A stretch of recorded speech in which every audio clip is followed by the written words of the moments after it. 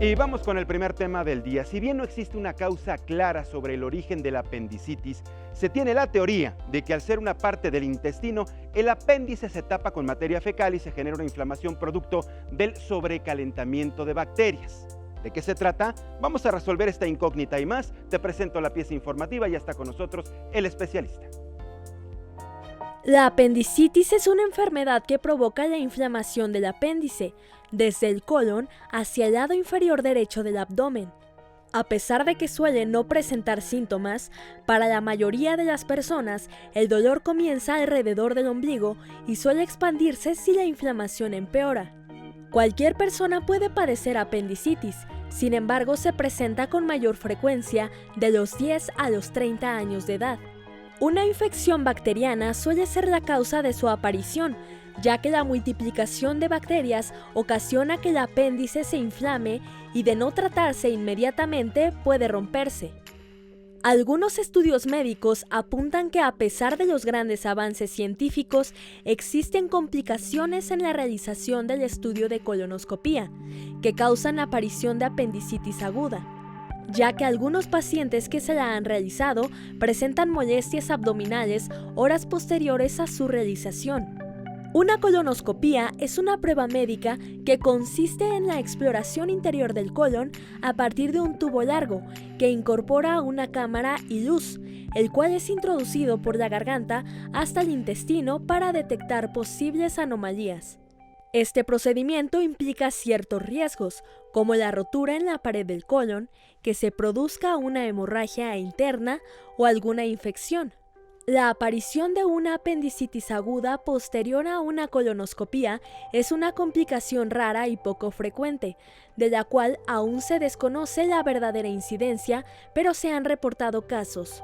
Heraldo Media Group.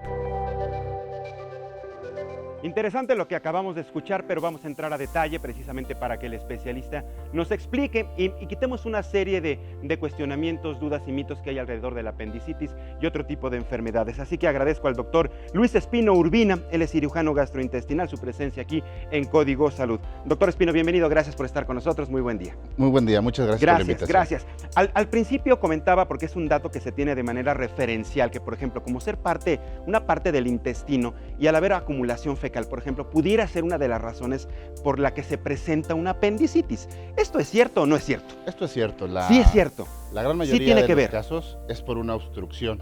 Esa obstrucción puede ser por esta materia fecal o también en los pacientes pediátricos puede ser por crecimiento de los ganglios que están cercanos a esa zona. Hay una razón por la que tiene que haber esta obstrucción. ¿Por qué se acumula materia fecal? Digamos que la gran cantidad de materia fecal que tiene el intestino, al taparse este pequeño segmento que es el apéndice, va a favorecer, como lo comentaron muy bien, el sobrecrecimiento de bacterias y que esté dilatando, creciendo hasta el grado que pudiera incluso perforarse. Y esto ya vienen la serie de complicaciones. También comentábamos al principio que uno de los principales, digamos, síntomas o señales de alerta es un dolor intenso alrededor del ombligo. ¿También es cierto? Es cierto. Quizá es un poco menos intenso al comienzo alrededor del ombligo. Incluso el paciente puede sentirse indispuesto, como con algún malestar no tan bien caracterizado. Y conforme van pasando las horas en el cuadro clásico, que es en la mayoría de los pacientes, ese dolor migra o se corre hacia abajo del lado derecho, hacia la fosa ilíaca derecha.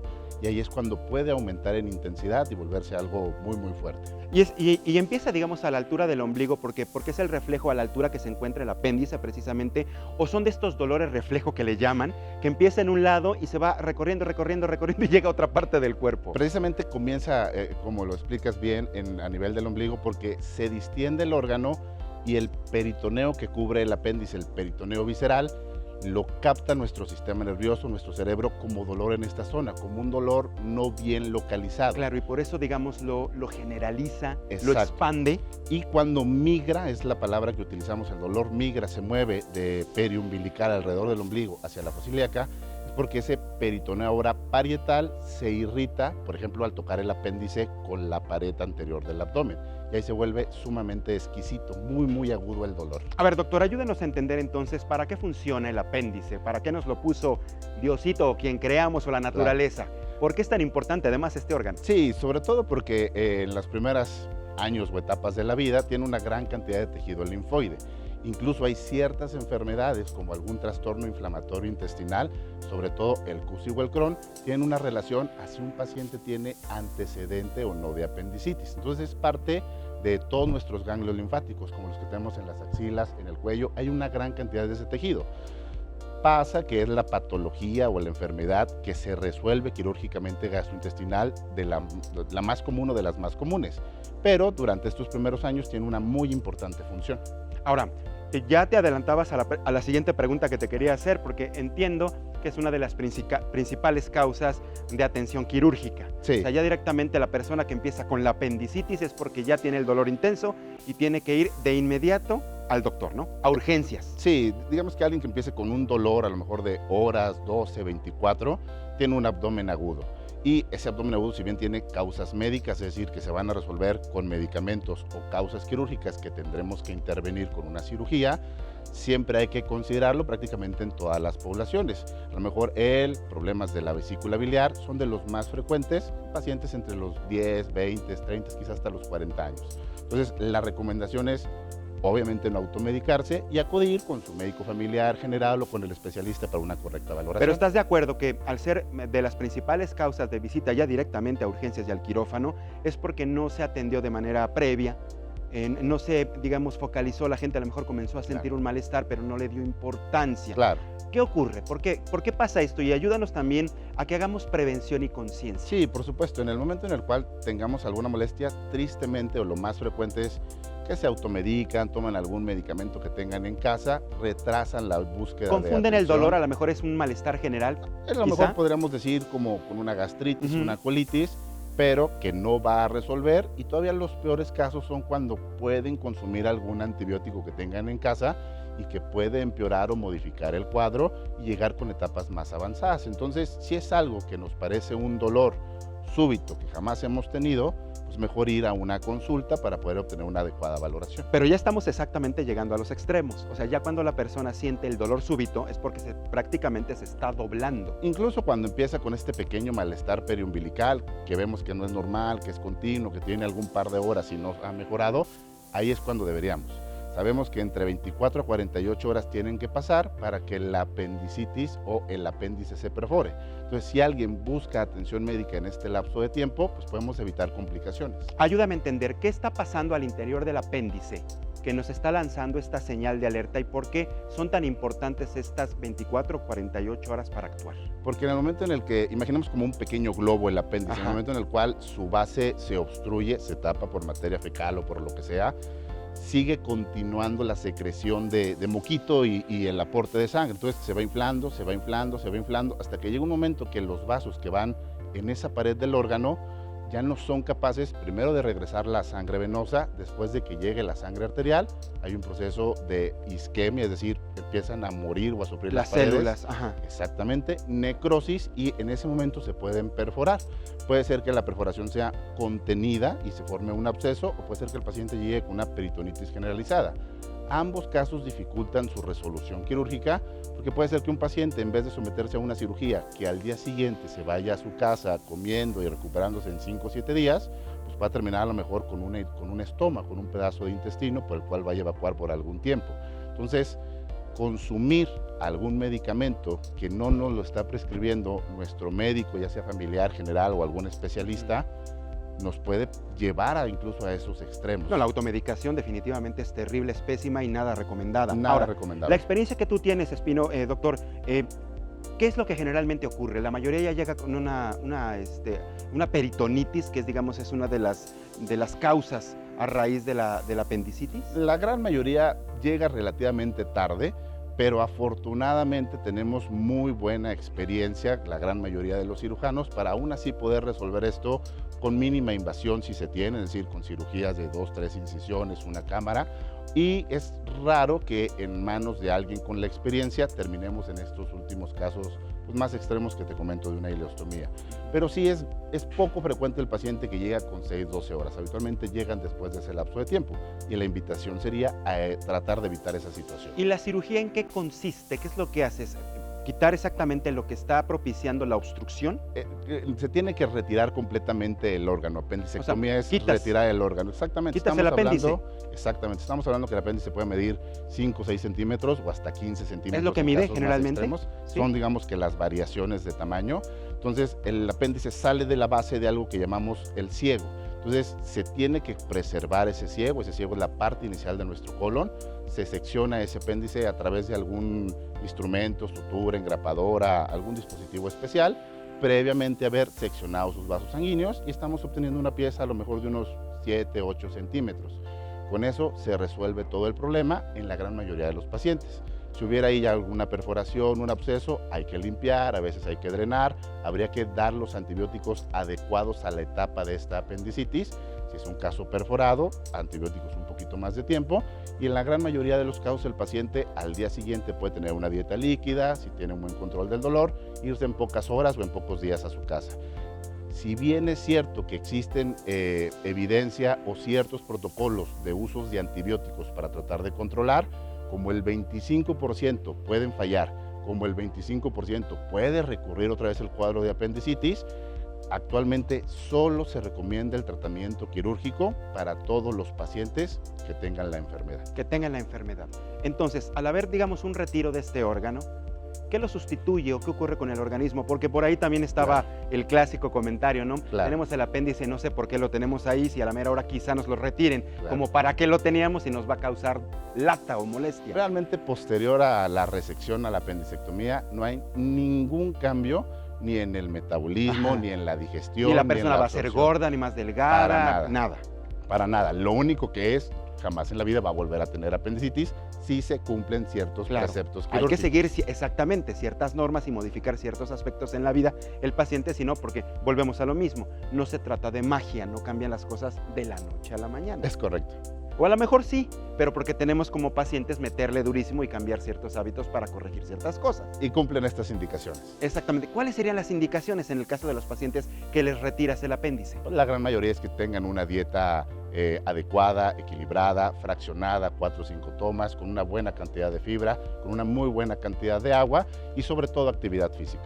Esto es básicamente lo que les pides Exactamente. para que tengan una vida regular, tengan expectativa y sobre todo tengan calidad. Y no tengan ninguna complicación o, mejor dicho, secuela posterior al procedimiento. ¿Cuál sería una secuela, doctor? Pues realmente son extraordinariamente raras. A lo mejor alguien podría tener de manera transitoria por la inflamación, por la infección, por los antibióticos, síntomas similares a una colitis, estreñimiento, diarrea, distensión. Pero lo puedes tratar, ¿no? Deben ser transitorios en la gran mayoría. Cuando se presenta la peritonitis es clásico también escuchar a las abuelitas, a las mamás, es como aguas, aguas porque ya te estás envenenando, ¿no? Así Sí. decían muchas, ya regaste el veneno, aguas porque te puedes morir, ¿es cierto? Es Sí cierto. puedes perder la vida. Sí, de hecho un paciente con peritonitis como tal llega en condiciones extremas, llega taquicárdico, baja su presión arterial, febril, con el abdomen extraordinariamente doloroso y puede incluso requerir pasar a cuidados intensivos durante algún tiempo para medicamentos para la presión. Una peritonitis puede, de un procedimiento muy benigno, con muy baja mortalidad, con muy bajas tasas de complicaciones, elevarlo de manera significativa. Por eso la invitación es acudir rápido a valoración. La gran mayoría de los médicos, mejor dicho, todos los médicos, podríamos por lo menos sospecharlo. Ante la sospecha, podríamos referir al especialista correspondiente pues, para establecer el diagnóstico de certeza y con los compañeros quirúrgicos para poderlo resolver. Así es. Y lo puede presentar lo mismo a un paciente joven quizá, Claro. un niño también puede Sí, presentar una sí, por peritonitis. supuesto. Bueno, en este caso una apendicitis. Sí, por supuesto. Después a lo mejor de 4 o 5 años es muy frecuente esta situación. Vuelve a tener una gran incidencia alrededor de la segunda, tercera, cuarta década de vida. Baja un poco y quizás es menos frecuente en nuestros pacientes adultos mayores, pero también es una de las causas más frecuentes de abdomen agudo quirúrgico. Entonces, dificulta un poco el diagnóstico en los dos extremos de la vida. Obviamente un paciente, a lo mejor neonato o infante, va a ser difícil la clínica. Definitivamente tendríamos que acudir con el pediatra. Y en nuestros pacientes adultos mayores también los cuadros pueden ser abigarrados. Por eso es muy importante que cualquier malestar no lo minimicemos. Oye, doctor, entonces, si estás hablando, por ejemplo, de adultos mayores, es porque se puede presentar a cualquier edad. A cualquier edad. básicamente.